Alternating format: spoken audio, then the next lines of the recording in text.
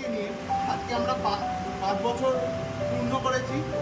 একটা একটা একটা একটা করে পা ফেলে ফেলে ফেলে ফেলে আজকে আমরা এখানে পৌঁছেছি। সেইটারই একটা ছোট্ট শুরু করার জন্য আমরা আজকে এখন কেকটা কাটবো। কেকটা কেটে এরপর আমাদের রক্তদান শিবির